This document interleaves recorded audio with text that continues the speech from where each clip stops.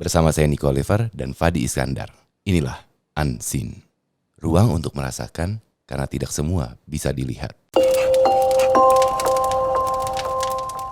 Gimana tanggapannya Oke, Lesti? ini karena di Unseen tadi kita udah banyak ngobrol nih sama Mas Nico Oliver. Gue pengen lu bacain ada satu cerita yang didapat dari tim Fadi Potret gue. Ya. Jadi lu take over nih Unseen. Lu bacain ceritanya. Oke. Ya, terserah lu mau gimana bawainnya. Ini versinya mau apa? Ini program horor bukan sih? Versi horor ya? Horor, ini versi horor. Oke, baik. Nah, abis take over ini, yang komen banyak. Apa? Mas Niko aja deh bawain Unseen. Oke. Pak, maaf.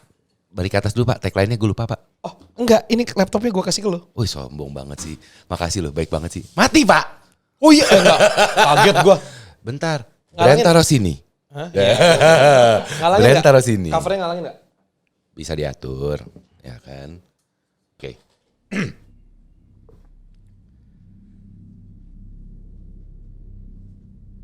Kali ini gue mau menyeritain salah satu cerita horor dengan alur menegangkan dan bikin merinding yang ditulis oleh Regina Jessy Aristi. Di suatu malam, aku cekikikan dengan sahabatku Pia melalui telepon. Kami teleponan saat jam 11 malam. Aku melirik jam dinding di kamar kosku. Sudah jam 1 lewat. Terkadang gibah bagi wanita itu menyenangkan, sehingga membuat lupa waktu. Aku teringat akan mata kuliah pagiku besok. Pi, udah dulu ya. Aku ada matkul besok pagi, diajarnya sama Pak Yos pula. Kalau telat, mampus aku, ucapku. Pia mengiyakanku, seolah mengerti betapa galaknya dosenku. Ya udah deh. Dadah Pia. Gulingku sudah mau ngajak ngapel nih, candaku. Pia tertawa. Hati-hati dengan ucapanmu, ledek Pia. Setelah mengucapkan dadah berkali-kali, akhirnya sambungan telepon pun putus. Aku membaringkan tubuhku di kasur dan menarik selimut hingga dada. Aku membuka ponsel, ingin bermain sebentar dengan benda pipih itu. Sebelum akhirnya rasa kantuk menyerang mataku. Aku bergelung di bawah selimut, memeluk guling empuk yang menemaniku selama aku tinggal di kos ini. Perlahan aku memejamkan mata, mulai membuka kilas-kilas mimpi di alam bawah sadarku. Bau apa ini? Aku mengendus, mencium bau pandan yang menyeruak hebat di dalam kamarku. Sejak kapan ada pandan di kamarku? Aku dengan malas membuka mata. Bau ini begitu menyengat, mengganggu pernafasanku. Aku duduk di tepi kasur dengan gontai, berniat untuk minum air. Seteguk, 2 teguk. Aku menaruh gelas tengah setelah meneguk air yang keempat. Aku kembali ke kasur lalu mencoba tidur lagi. Bau pandan itu semakin parah. Seolah bau itu berada di dekatku. Aku menutup hidung dengan gulingku dengan terus positive thinking bahwa bau pandan itu dari musang pandan yang mungkin ada di atap. Wah, besok aku harus menyuruh Mang Usat nih memeriksa atap. Percuma, gulingku yang wangi bahkan tak mampu mengalahkan bau-bau tidak sedap ini. Aku mendengus kesal, ingin tidur pun susah banget. Bau banget sih ini, bikin mual aja decahku kesal. Musangnya memang ada berapa sih? 1, 2, ratusan, kenapa bau banget? Aku hendak memejamkan mata lagi saat aku merasakan bulu kuduku meremang. Pikiranku mulai kalut tidak tenang. Astaga, berpikir positif Dira, berpikir positif. Hawa dingin menusuk leherku seakan belum cukup membuatku ketakutan. Aku merasakan sesuatu memperhatikanku dari jauh. Aku berusaha bodoh amat dan menutup seluruh tubuhku dengan selimut. Aku seakan ingin mati dari dunia ini ketika selimutku ditarik paksa dan melihat sosok tinggi seperti guling yang tersenyum lebar, memperlihatkan mata bolong, wajah berdarah, bernanah, dan belatung di mana. Sosok itu tersenyum begitu lebar, seolah merobek wajahnya sendiri. Aku yakin aku pingsan setelah sosok itu mengucapkan kalimat yang tidak akan pernah aku lupakan. Aku nungguin dari tadi, kita akan mau jalan.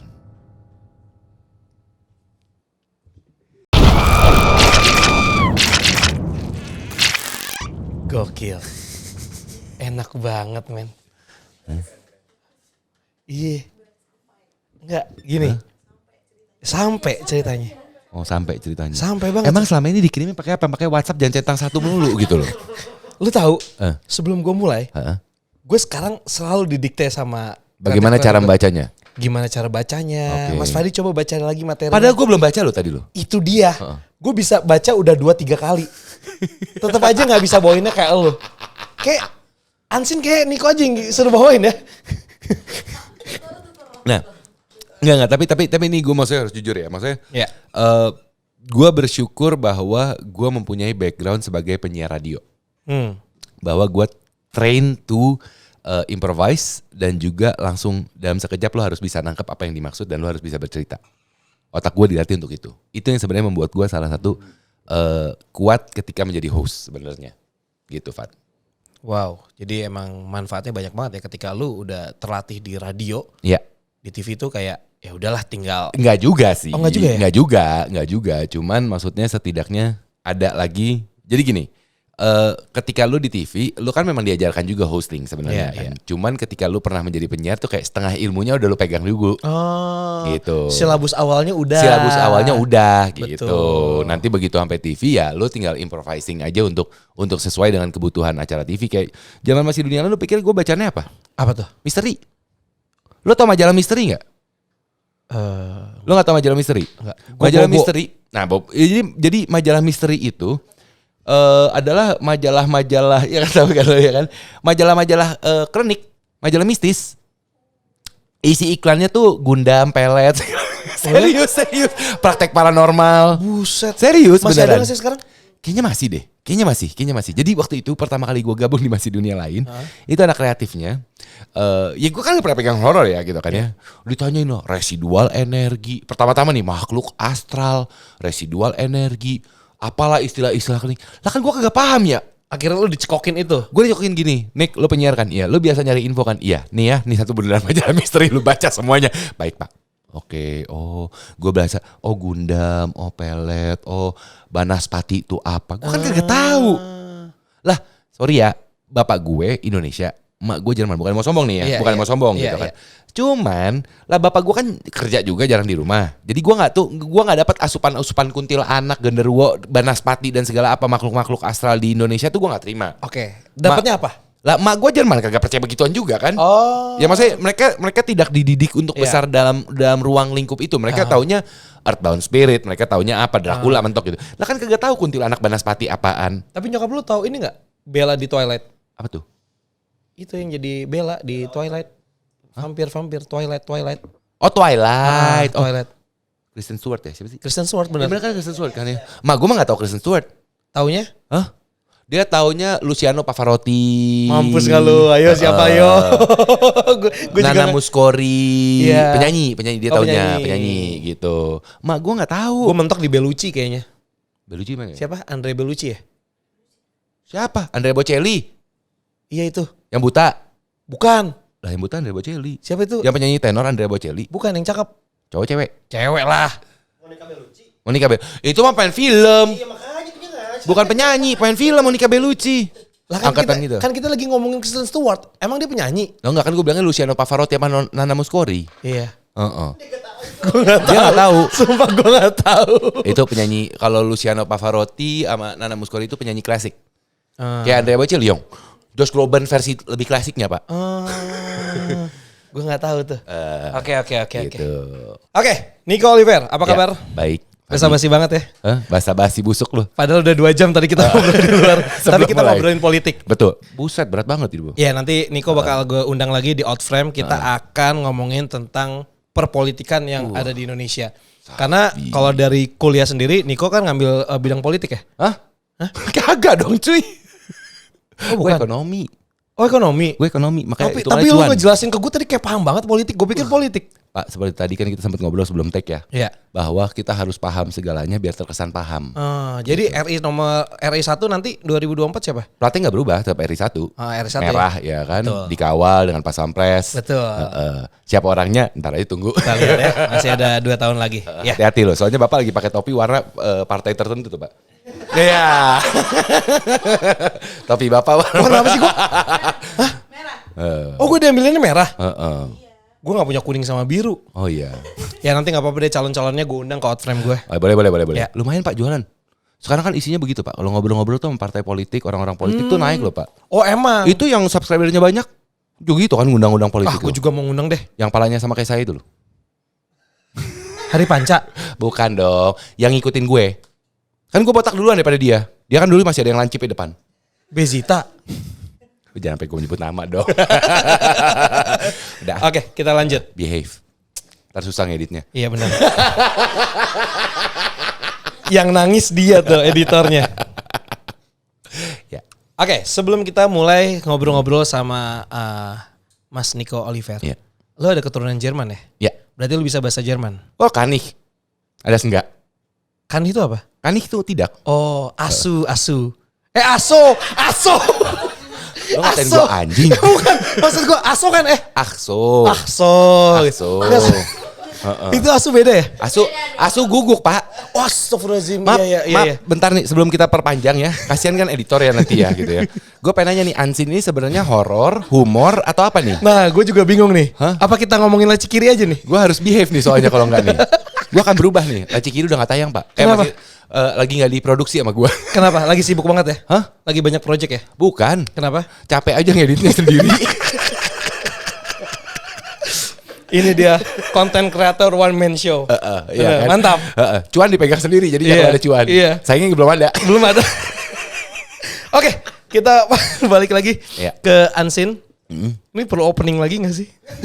Ya udah gue kasih opening deh. Oke, Bersama coba gua lu yang opening. Bersama gue opening ya. Ya itu tuh yang itu tuh. Ya, ya tahu. itu.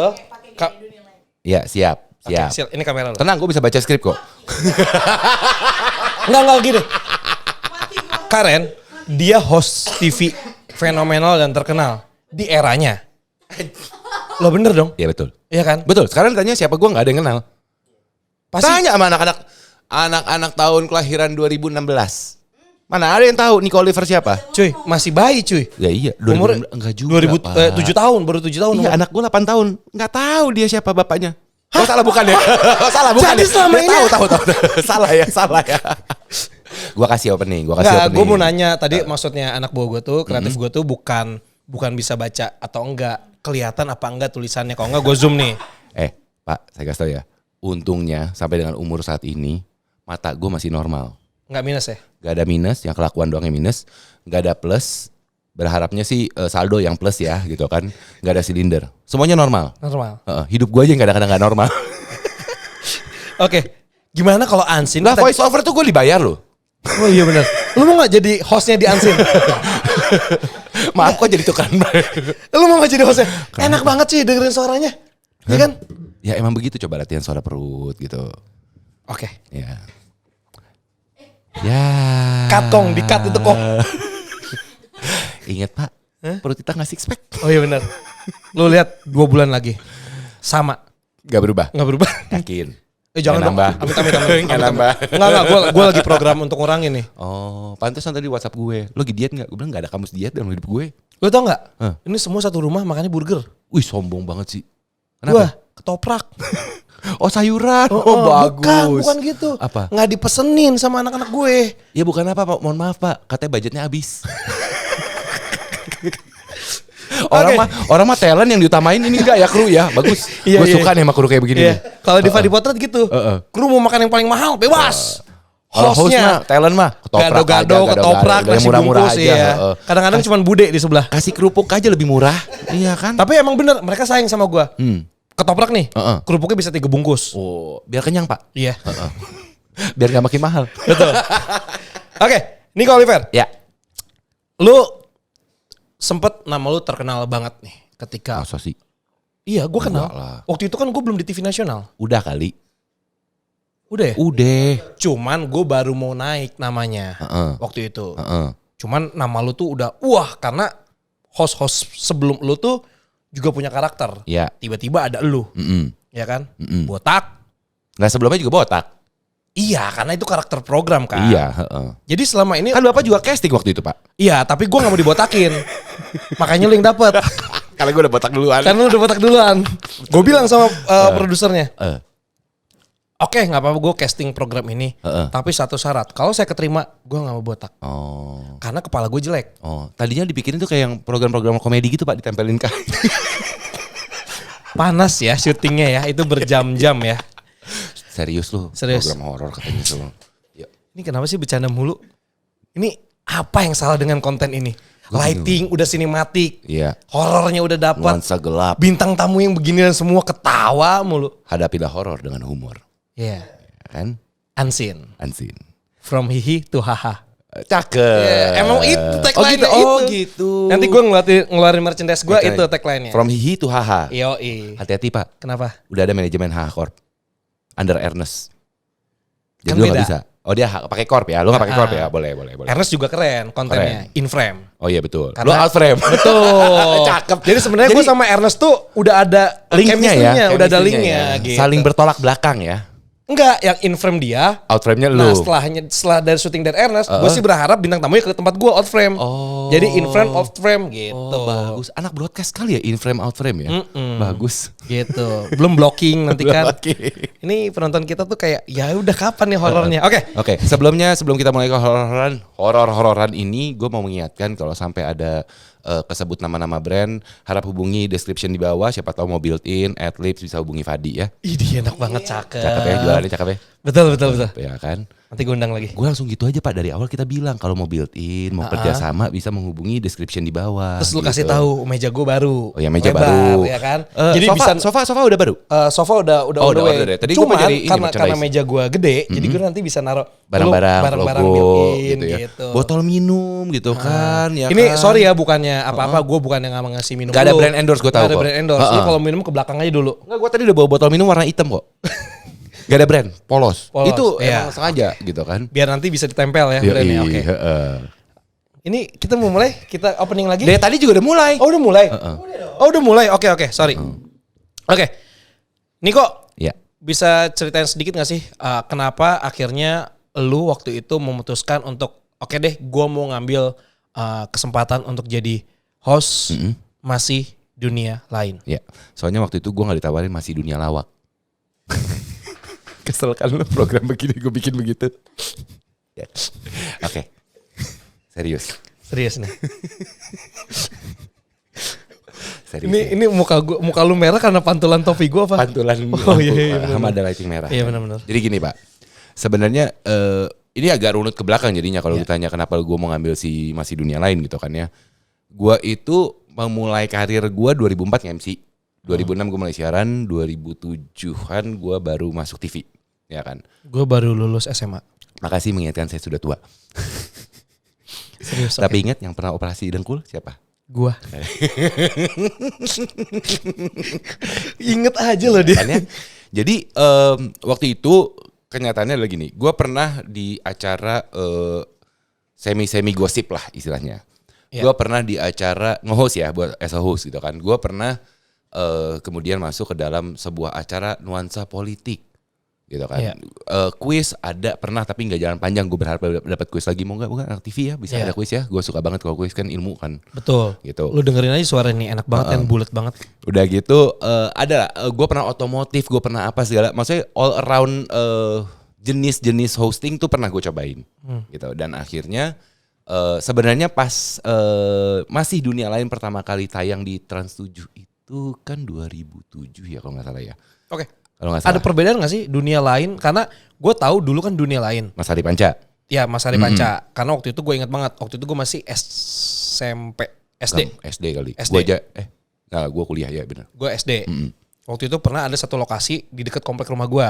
Itu Hari Panca. Iya Hari Panca. Nah, terus tiba-tiba ada. Dia stop dulu tuh, stop tayang dulu. Karena? Dari Trans TV kan dunia lain tuh Mas Hari Panca tayang, abis itu stop mereka sampai stop, abis itu di remake lah dimasukin kan Trans TV sama Trans 7 masih saudara kan.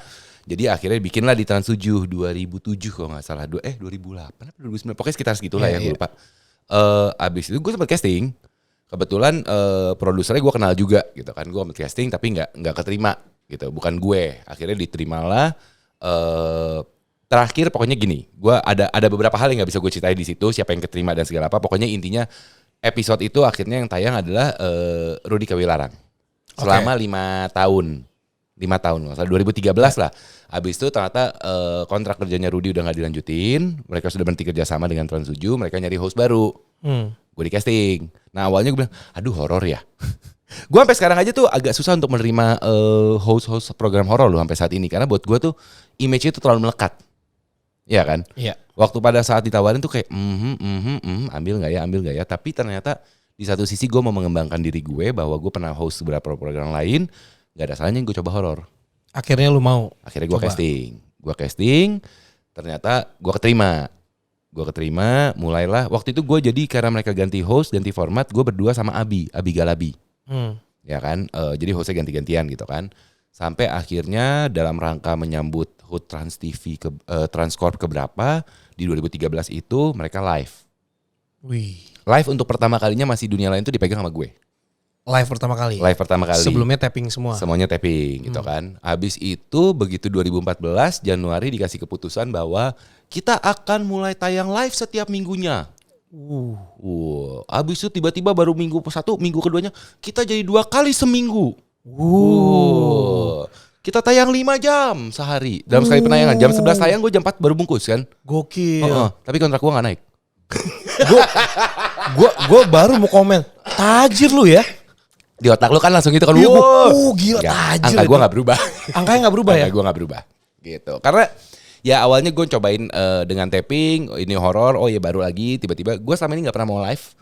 Dulu-dulu gue gak pernah mau live. Padahal banyak teman-teman host mungkin terima live karena udah ketahuan jam kerjanya. Udah ketahuan. Iya kan, lebih ketahuan jam kerjanya. Kalau gue resiko salah ngomong, resiko segala apa daripada menjadi masalah, gue menghindar gitu. Makanya lu gue nggak mau live, gue mau tapping zaman dulu. Tiba-tiba kontrak udah ditandatangan, tiba-tiba berubah live ya kita terima nasib kan, kita jalanin. Wah itu konsentrasinya harus dahsyat ya. Kuat, dahsyat banget program musik waktu itu. Iya. Iya benar. Horor. Ya. Oke, berarti gitu. Akhirnya lu masuk di masih dunia lain. Gara-gara gue pengen ngembangin aja pengalaman hosting gue lah gitu. Jangan terjebak dengan satu program doang, tapi berbagai macam program udah gue jalani. Ya salah satunya horor ya begini toh ternyata gitu. Setelah lu menjalani program itu ada manfaat yang lu dapat nggak sih? Kayak misalnya lu kan sebelumnya jadi presenter ngebawain acara olahraga pernah, politik pernah, segala macem lu pernah. Tiba-tiba ketika lu jadi presenter horor ya kan, waktu itu kan belum ada YouTube ya. Belum ada konten-konten horor gitu. Based on TV lah zaman dulu. Ya, dulu tuh yang gue tahu nih zaman gue kecil tontonan acara ya, bukan kayak FTV bukan ya. Ini kan reality show kita nyebutnya. Uka-uka sama dunia lain. Betul. Itu megang banget kan. Sampai akhirnya udah nggak ada, di remake MDL, masih dunia lain. Nah, ada efek tertentu nggak sih di karir lu ketika lu ngebawain program si MDL ini? Di karir gue? Iya. Ya harus gue akui bahwa berdampak cukup besar. Satu, positif dan negatif ada ya. Positif dan negatifnya ada. Positifnya orang tahu gue gitu kan. Negatifnya adalah image horror gue terlalu kenceng. Apalagi mungkin ya yang tadi nonton Unseen dari awal ketahuan bahwa karakter gue tuh bukan zaman gue masih dunian, gue akan ngomong seperti ini, Fat. Oke. Jadi mungkin kalau misalnya Anda selama ini berada di lokasi ini, Anda akan merasakan sebuah energi yang berbeda. Ada sosok-sosok tertentu yang hadir. Kaku kan? Biasanya ada suara. Enggak dong. Dem-dem. Dem-dem. Oh ya, dem-dem. Oh iya. Dem-dem. Itu backsound-nya. Itu backsound gue, dem-dem gitu kan. Karakternya seperti itu yang ditampilkan di TV itu seperti itu. Sedangkan karakter asli gue kan ya santai, relax gitu kan. Ya. Nah akhirnya dampak negatifnya adalah ada beberapa job-job MC yang akhirnya gak berani untuk pakai gue dalam tanda kutip karena ntar nih kok orangnya kaku lagi kayak yang ditampilkan di TV gitu loh. Takutnya pas lu lagi MC ada yang kesurupan gitu ya, kan? Enggak juga sih kalau itu. Tapi maksudnya kan kadang-kadang kalau kita MC, apa kabar semuanya? Kan gitu kan ya. Gitu enggak ya? Ada enggak? Enggak ada.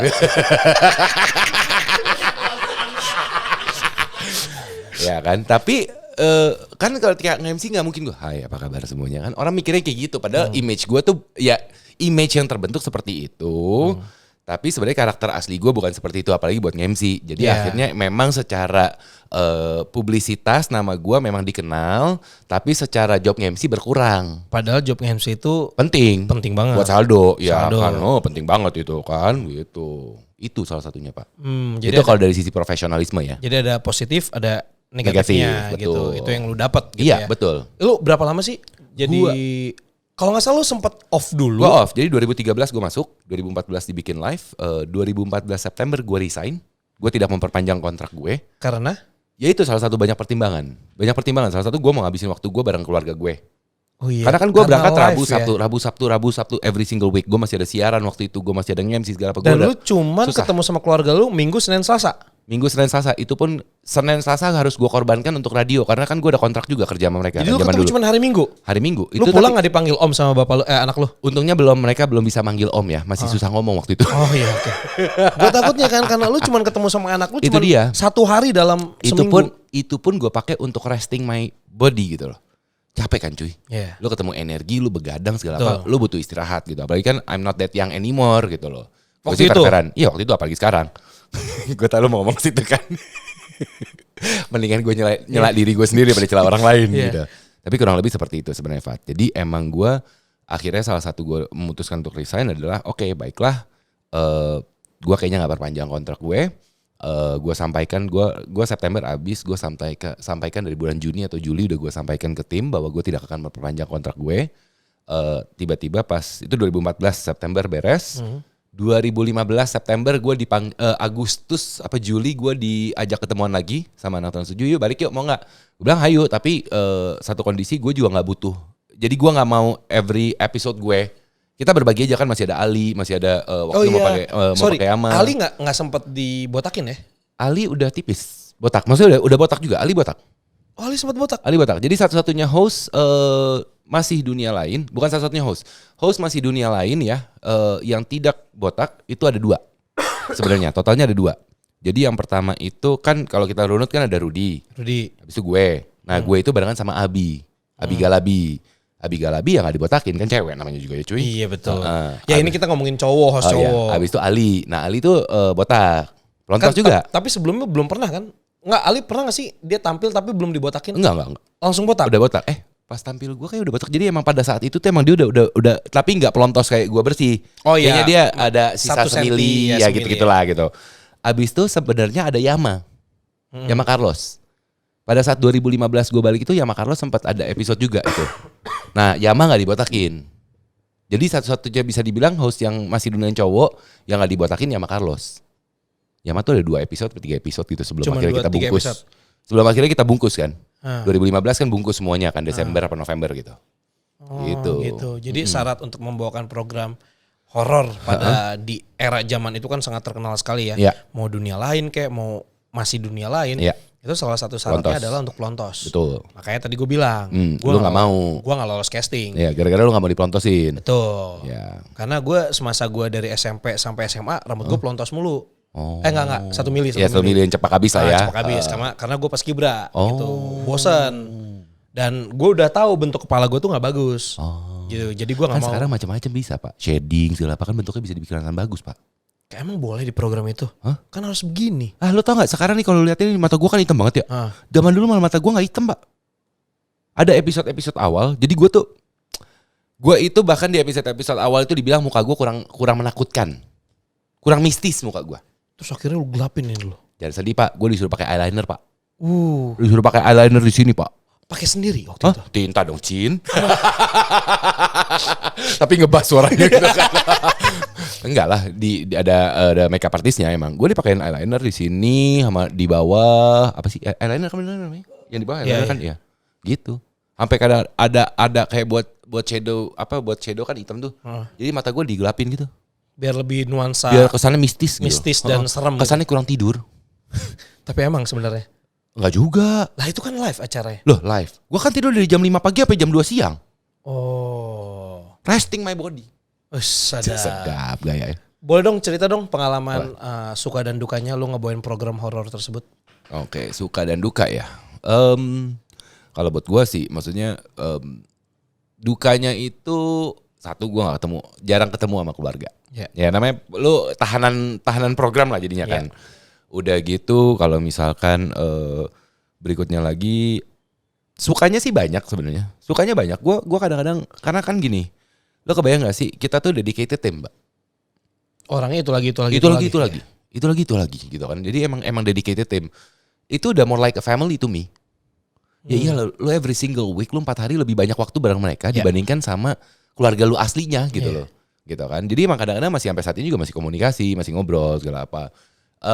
Gue pernah ngerasain tuh maksudnya momen-momen yang emang menyenangkan karena gue I get to travel a lot ke seluruh Indonesia, bahkan gue nggak ke kota-kota besar yang orang apa gitu kan, nggak, gue ke Pamengpek itu masih 2 jam dari Garut Pak, naik keliling-keliling, naik gunung. Buset, Pamengpek jauh banget bro. Ya kan, lo tahu tapi di situ gue bahagia Pak, makan 12 orang nggak nyampe 500.000. Wow, ya kan, yang kayak gitu-gitu I get that experience. Iya. Gitu loh. Gue mendapatkan pengalaman-pengalaman seperti itu gitu loh. Maksudnya gue dikasih kesempatan untuk berkeliling meskipun zaman angkatan gue masih Pulau Jawa doang ya. Gue dapetnya Jawa doang gitu kan. Begitu Ali baru ke Bengkulu, baru ke Bali, baru kemana. Gue bilang, kenapa gak pas gue sih gitu kan. Amsyong ya. Pas gue balik Jawa lagi. Tapi itu kurang lebih seperti itu. Jadi beberapa hal yang sebenarnya menyenangkan gitu dalam buat gue menjalani program itu gitu. Meskipun ujung-ujungnya akhirnya salah satu, bukan duka ya, gimana ini duka atau apa ya, salah satunya adalah tingkat sensitivitas gue terhadap energi yang ada itu sebenarnya cukup berkembang dengan pesat ya, every single week Kalau kalau kasih ngomongin angka. program itu. Tapi sebenarnya kalau misalnya dari terah lu sendiri nih, karena Terah ya terah turunan terah ya, turunan atau bener gak sih? iya Terah iya kan ya? Dari gue turunan jarang sendiri ada orang ngomong terah. jarang ya? Orang Gua lama ya? tahu, iya. Ya lanjut. Ya, dari keluarga lu sendiri tuh ada yang sensitif gak sih? Ada beberapa sebenarnya dari keluarga Tapi gue. waktu sebelum lu menjalani program itu, lu termasuk orang yang sensitif apa enggak?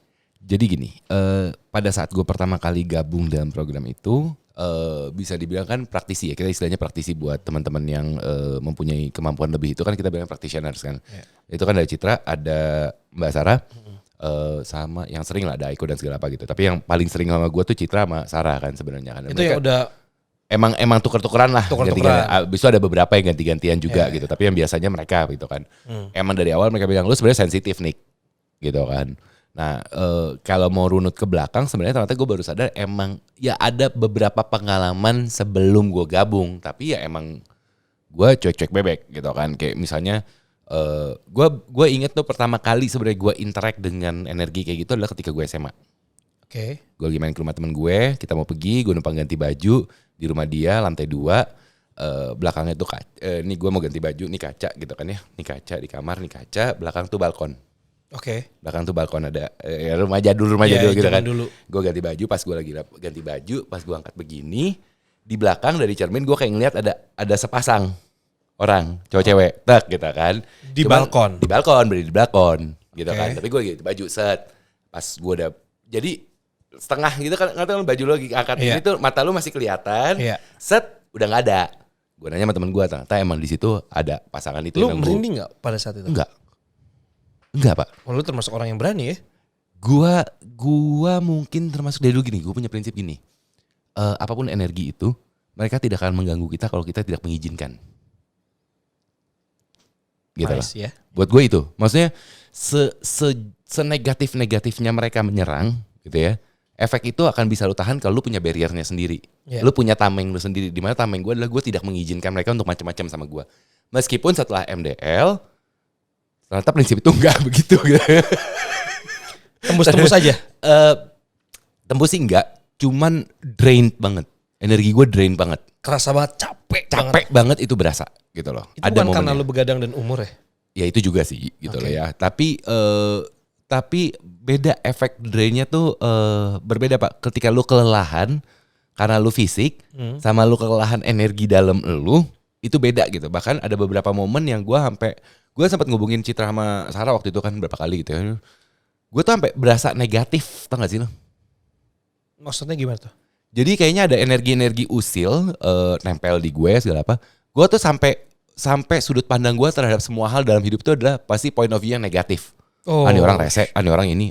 Sampai segitunya? Sampai sebegitunya gitu. Sedangkan lu orang yang positif thinking banget orangnya. Enggak juga sih gitu loh. Enggak sebegitu positif ya, tapi tuh gue sampai berasa tuh drain banget nih energi. Kenapa gue sampai kayak bawaannya tuh emosi aja sama semua orang. Gue gak percaya sama semua orang. Ada momen-momen seperti itu. Gitu loh. Ada. Sampai berantem gak lu sama bini lu? Enggak, kalau itu enggak. Karena nggak ketemu juga ya. Karena emang jarang ketemu kan gitu. Kalau ketemu kita pergunakan untuk waktu-waktu yang lebih berharga gitu ya. Gitu. Nah, Membuat hal-hal yang positif lah ya. betul. Enggak, untungnya kita setelah itu mempertahankan hal itu tetap negatif, Pak. 2 anak cukup. Dua anak BKKBN silakan hubungi saya. Langsung ada Instagramnya Niko sama YouTube-nya Niko bisa dikontak. Ya maksudnya Jadi lu ngerasain energi itu beda ya. Drainnya beda ya. Beda gitu. Akhirnya makanya di situ gue belajar grounding, maksudnya gimana menyalurkan energi yang positif dari dunia, dari bumi masuk gue tarik, kemudian menyalurkan energi negatif yang ada dalam diri gue keluar. Dibalikin lagi gitu. Balikin lagi, yang kayak gitu-gitu akhirnya. Jadi maksudnya emang ada pengalaman-pengalaman yang ya yang terjadi selama gue ngikuti program MDL itu gitu kan. Maksudnya tiba-tiba gue pernah ngeliat kan, gue pegang kamera lagi ngobrol gini di belakang lu, tiba-tiba ini tembok gini nih misalnya nih kan, gue sorotin belakang tembok nih gitu ya, tiba-tiba di kamera gue ada gambar orang, ada kayak muka orang, begitu nyalain lampu tak kosong temboknya. Yang kayak gitu. Tapi ya gue akhirnya membawa cuek lah gitu kan, gue cuek, akhirnya gue menjadi cuek. Bahkan gue pernah satu kejadian Pak 2015 pas gue balik itu masih di dunia tapping, gue syuting. Gue tuh di syuting biasanya karena mungkin otak gue terlalu fokus sama apa yang harus gue katakan ya, namanya live juga kan. Betul. Jadi gue tuh nggak terlalu aware sama hal-hal yang mengganggu gue ya. Sesekali baju gue kayak ketarik, tapi gue berusaha untuk logika aja lah. Ini apa namanya angin atau kesangkut sama pintu atau apa gitu. Gue berusaha untuk being positifnya, karena kalau otak gue sampai mikirin yang kayak begitu, yang ada malah nanti gue nggak fokus sama pekerjaan gue. Betul. Gitu kan. Nah malah yang lucu kadang-kadang berapa kali gue balik ke hotel, di situ yang kejadian Pak. Nyampe hotel gitu ya. Gue pernah sekali, gue inget banget 2015 pokoknya pas abis gue balik kembali lagi ke programasi dunia lain. Gue lagi mau tidur gitu ya di kamar hotel, kelar syuting. Waktu itu programnya kebetulan yang pergi itu Citra sama Sarah. Jadi gue bertiga Citra sama Sarah nih gitu kan. Tak, gue mau tidur. Ya biasa gue kamar sendiri, Citra kamar sendiri, Sarah kamar sendiri kan gitu. Udah gue mau tidur. Jadi gue tidur, tak. Udah tidur setengah nih. Enak banget ya. Yeah. Tiba-tiba pas lagi mau masuk bener-bener lelap gitu tiba-tiba. Plak. Paha ini di sini nih dikeplak. Plak. Sedangkan kamar gue kamar sendiri. Gue sendiri. Terus lu bangun? Gue bangun dong, melek kan. Tak. Gak ada apa-apa. Ya kan gue emang gak bisa melihat kan. Gue kan sampai saat ini memang tidak bisa melihat keberadaan energi itu kan. Terus akhirnya apa yang lo lakuin setelah itu? Saking gue udah capeknya gue bilang gini, tolong ya gue mau tidur. Kalau gak salah Citra tuh di kamar segini, Sarah tuh di kamar segini. Lo kalau mau komunikasi, lo mau apa yang disampaikan, sok ke kamar mereka aja ya, jangan ganggu gue. Percuma lo ganggu gue gak bisa komunikasi sama lo, gue mau tidur. Sampai sebegitunya Pak gue. Can you imagine that? Betapa gue udah cueknya dengan gangguan-gangguan yang mungkin terjadi. Iya, dan kerja lu juga gila kan itu. Iya, 4 gitu. hari full-fullan. Iya kan. Bapak kan zaman dulu GH juga ngerasain kan gitu kan, seharian gitu kan. Seharian. Ya keluar kota doang sih gue paling capek sih. Iya, nah tapi ini kan lu bener-bener gue standby itu jam 7 malam loh sebelum syuting. Gue standby di lokasi jam 7 malam. Biasa bahkan gue ikut crew call jam 5-an. Mereka crew call tuh ada 2 kali, jam 2 siang sama jam 5. Jam 2 tuh yang buat setup semuanya, jam 5 tuh operator ya. Nah gue biasa ikutin jam 5. Karena gue pengen tahu lokasi dengan kondisi terang itu seperti apa. Kenapa gue melakukan itu? Bisa kebayang pemetaannya ya. Betul, karena gue mesti lari ngejemput, lari apa itu, jadi gue tahu area gue. Betul. Gitu. Jadi gue standby jam 5, bungkus jam 5 pagi gue baru nyampe hotel Pak. 12 jam. Iya, drain banget kan gitu. Tenaga fisik lu, energi, dan ya itu dua-duanya kekuras aja gitu. Jadi ketika lu diganggu kayak gitu udah kayak, ya udah cukup wae gitu, gue pengen tidur. Tapi besoknya ada yang komen gak Citra atau Sarah waktu itu? Kalau nggak salah abis itu ada yang bilang gini nggak? Gue lu ngasih tahu kamar gue ya? Gue lupa tuh Citra apa, ada yang ngomong gitu, ada yang ngomong. Jadi pas breakfast gue bilang gitu. Jadi siapa semalam yang diganggu gue gitu.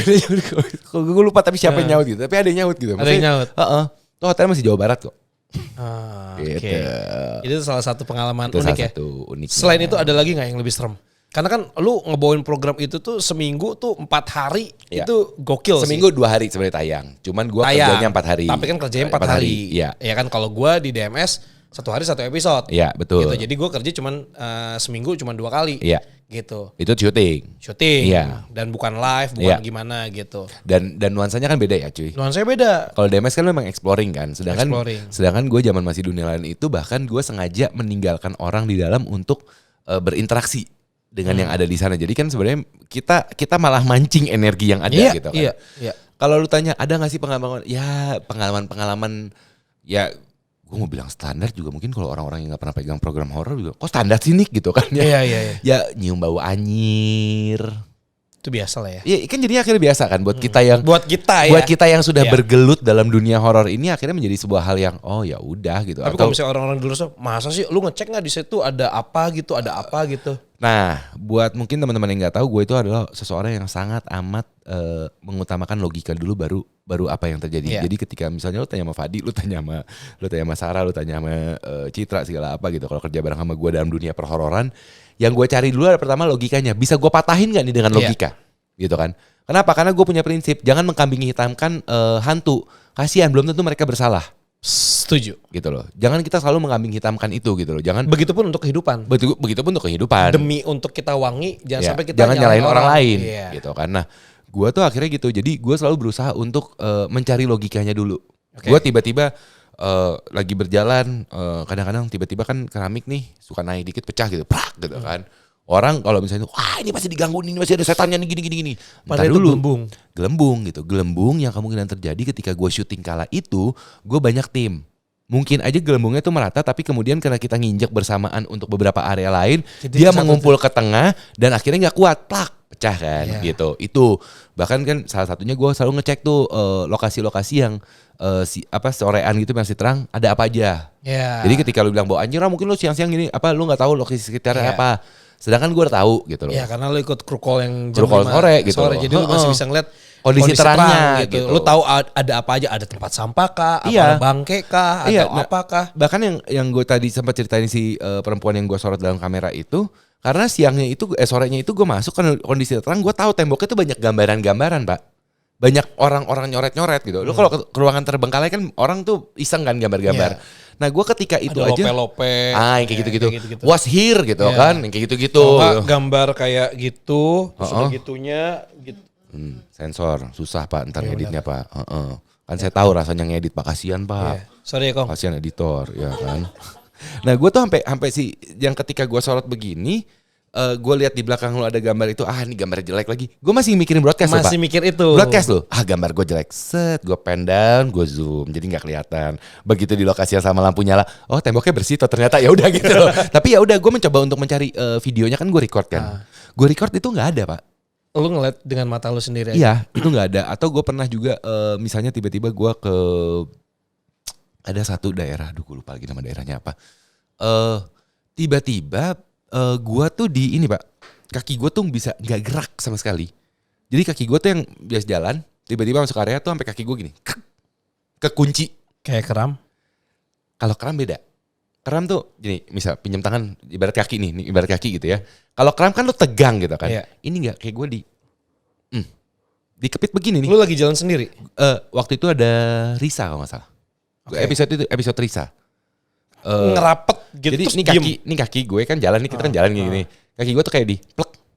Coba lu jalan begini, kan nggak bisa. Gak bisa. Nah itu kayak ada yang ngerangkul, ngeremuk, ngegaet, ngegleot. Nah ngegleot Iya, lah ada bahasanya. yang megangin lah Ngegleot istilahnya gitu kan. Sampai Karena kalau akhirnya misalnya dibilang loncat juga tuyul kan gak loncat ya. gue dong kalau begitu tuyul loncat-loncat. Bukan dong gue. Ya kan tuyul gak loncat. Makanya itu dia. makanya. Ya tapi maksudnya itu. Jadi ternyata energinya adalah anak kecil. Oh. Nah ternyata setelah setahun di sana berminggu-minggu program itu, gue baru tahu bahwa karena gue punya ada darah keturunan Jerman, somehow ternyata vibe gue, energi gue menarik energi Eropa yang ada Di situ. di daerah manapun. Di daerah kalau gue lagi syuting, misalnya tiba-tiba nih residual energinya berhubungan dengan penjajahan kolonial yang Belanda, itu gue pasti akan gampang banget lebih sensitif dibandingkan kalau gue yang penjajahan Jepang. Ternyata ada vibe dalam diri gue yang somehow attractive to them. Gue di salah satu di daerah Bandung, gue sampai lagi nyantai, lagi ngobrol begini, gue nggak pernah ngeliat kan, gue pengen ngomong gini. Tiba-tiba gue tuh ngeliat di depan tempatnya lokasi, gue pengen ngomong gini.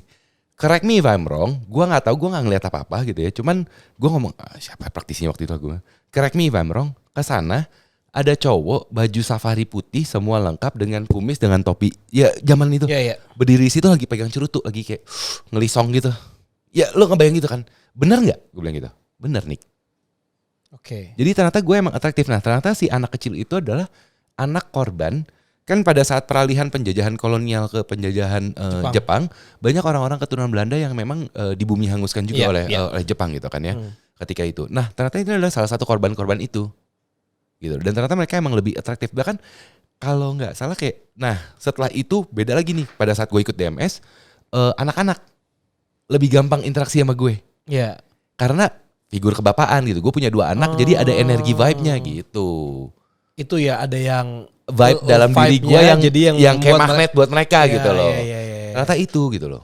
Jadi makanya kalau zaman MDL itu lebih banyak cenderungnya gue interaktif. Dalam artian bukan gue ngelihat, tapi gue bisa merasakan energi itu adalah ketika residualnya itu adalah yang kolonial. Pantesan ya anak-anak zaman sekarang tuh gila, malas gue nongkrong sama dia, vibe-nya gak asik. Widih. Anak-anak zaman sekarang kan gitu. Yoi, padahal kadang-kadang ya ketika lu merasa vibe-nya gak asik, belum tentu, siapa tahu dia bagus buat cuan lu. Iya, itu dia. Kadang-kadang terlalu egois tau gak? Iya, kayak, vibe-nya gak enak nih buat nongkrong. Iya, vibe-nya gak asik gitu. Cuman kalau misalnya, kalau gue ngomongin logikanya akhirnya ketika dengan pengalaman lu, gue jadi kayak realize gitu kenapa setiap gue syuting horor, ya DMS apa segala macam gitu ya. Yang interact sama lu? Cewek. Nah itu. Lu ada magnetik tertentu emang untuk perempuan gitu loh. Dan memang kan biasanya kan perempuan-perempuan yang kalau kuntilanak itu kan perempuan nakal ya. Salahkan lu jebakannya. Mau nyombong tapi salahkan sama gua kan. Gue selepet balik ya. Bukan. Iya juga sih. Enggak, tapi gini. Maksudnya ya hampir rata-rata tuh cewek gitu. Enggak pernah yang bentuk-bentukan lain. Aneh tinggi gitu, besar segala apa gitu. Yang bentuknya inhuman atau segala macam gitu. Ya, karena emang itu sebenarnya kalau gue percaya bahwa energi yang dalam diri kita, jadi makanya kalau gue selalu bilangnya energi kan, bahwa memang kita ini bersinggungan semuanya. Energi kita dengan energi dari dunia lain itu bersinggungan. Nah, bagaimana kita representatif terhadap diri kita, energi kita yang akan menyinggung di dunia lain tersebut. Dunia mereka. Ya, gitu. apalagi buat kita yang awam ya. Buat kita yang bukan yang mempunyai indera keenam yang tajam, bisa melihat dan segala apa, tapi yang seperti itu kurang lebih. Oke. Gitu. Lu berapa lama? Jadi total kalau dijumlah kan lu sempat vakum dulu tuh. Ya, 1,5 tahun di masih dunia lain, sebenarnya 1,5 tahun lah kurang lebih. Ya, dengan pengalaman yang ya every single week 2 tempat. Ya, 5 jam. Itu gokil sih ya. Tadi udah tahu pengalaman suka dan duka ya kan. Tapi kalau misalnya gue lihat kan di masih dunia lain tuh banyak banget ya peserta yang tiba-tiba aing penguasa di dia. Salah maneh gitu kan. Gitu kan. Gue sampai enak tuh gak sih nyontohinnya. Sampai bisa lo gue. Terus itu apa? Ini pertanyaan orang awam ya. Ya. Bukan gue sebagai host TV atau gue sebagai Fadhi Iskandar nih. Ya. Ini netizen banyak yang nanya. Ya. Settingan tuh. Oke. Pada jawab gitu. Iya, pada nanya gitu. Pada nanya gitu. Program itu settingan gak sih sebenarnya? Pertanyaan yang sudah gue terima dari sekian tahun yang lalu gitu ya. Sampai saat ini pun masih kadang-kadang begitu. Karena ada beberapa yang gak sadar bahwa gue pernah di masih dunia lain gitu kan. Dan sampai begitu mereka sadar bahwa pasti pertanyaan pertama, settingan ini kayak, itu benar gak sih Nick gitu kan. Oke. Jadi gini, gue harus mengatakan yang sejujur-jujurnya gitu ya, bahwa soal peserta kesurupan. Pertama-tama peserta kesurupan dulu deh ya. Gue peserta kesurupan dulu deh. Paling dipertanyakan gitu kan.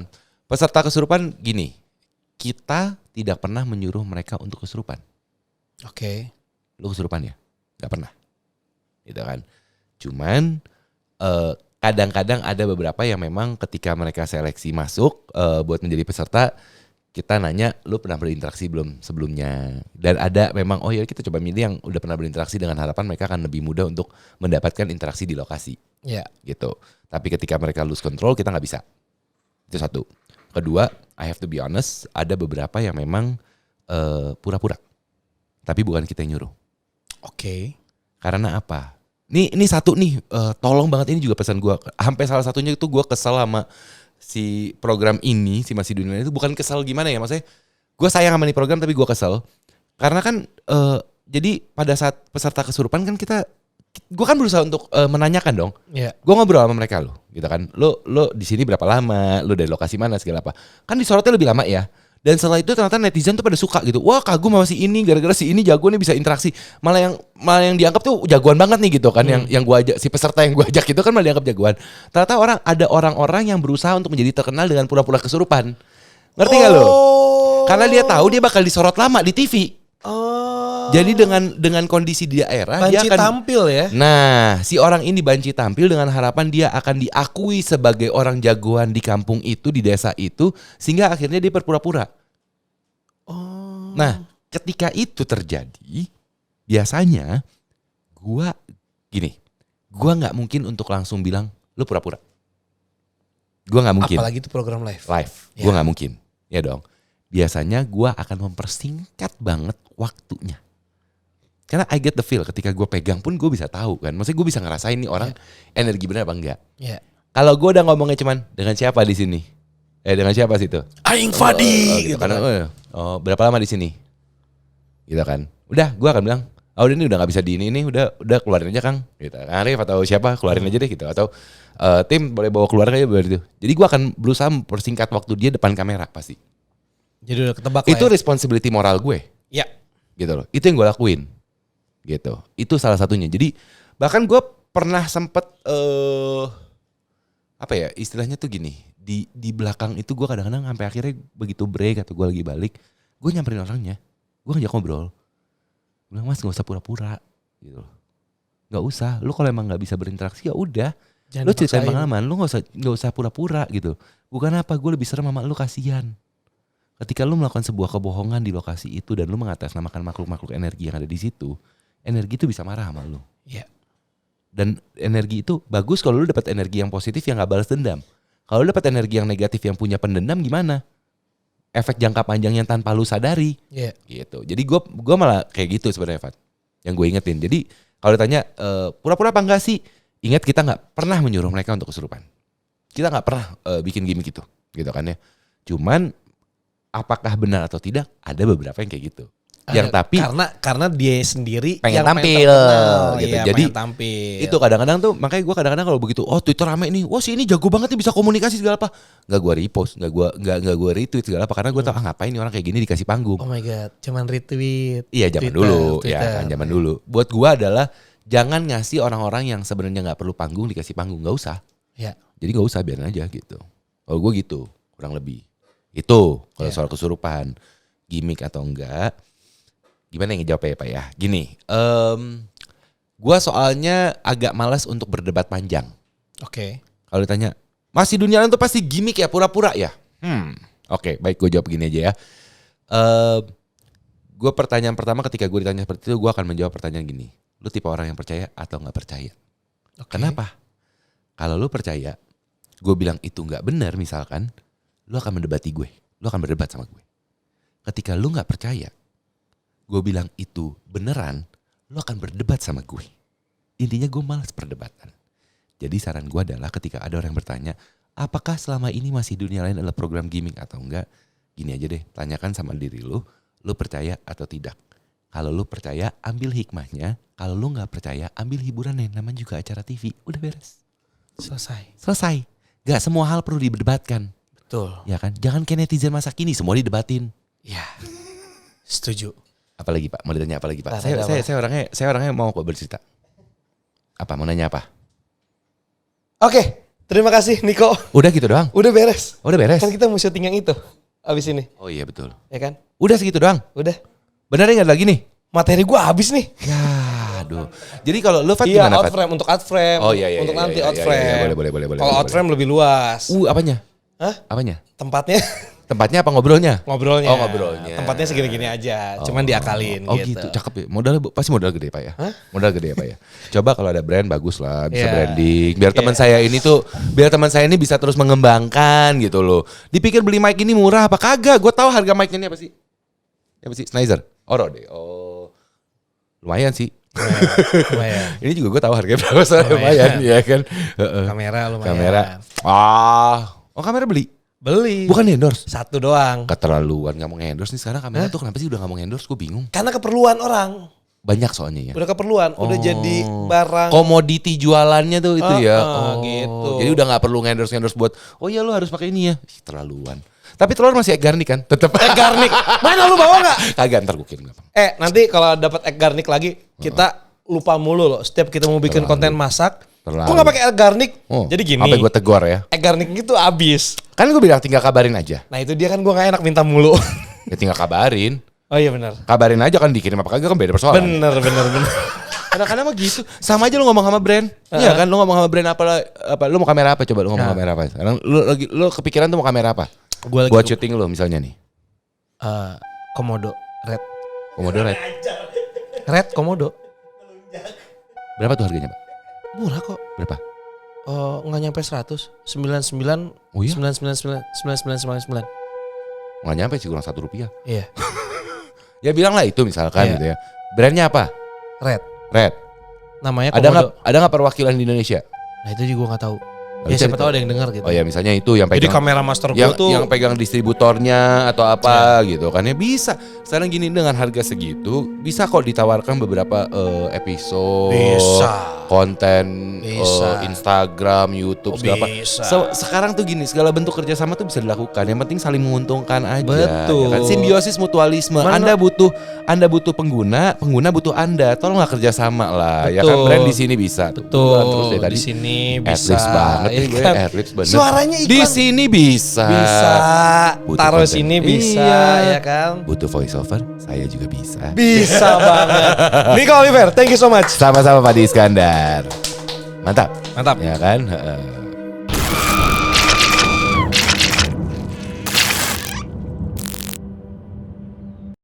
Baik pemirsa, saat ini saya sudah bersama dengan Kang Fadi yang berada di lokasi dan saat ini kita sedang menunggu untuk peserta kita yang akan segera masuk. Kenapa Kang?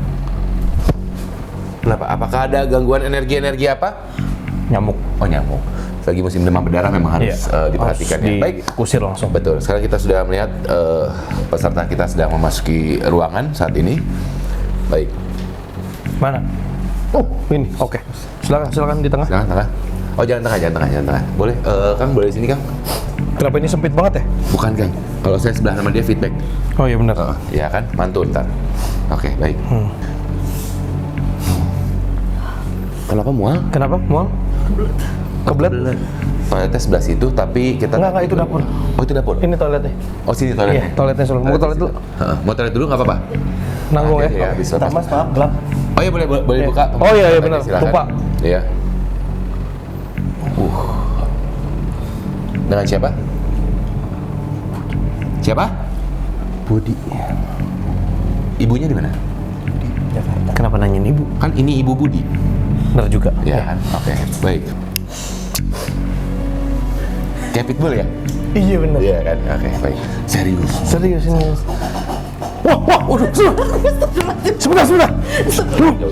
Jauh-jauh ntar ke semprot tuh. Gue makan apa tadi ya? Kenapa? Kenapa mas? Kenapa mas? Enggak apa-apa. Hah? Kenapa? Lah tadi balik badan kenapa? Kenapa balik badan? Mual. Mual? Saya mulai merasa mual. Sudah mulai rasa mual. Maaf, itu dia. Mual-mual.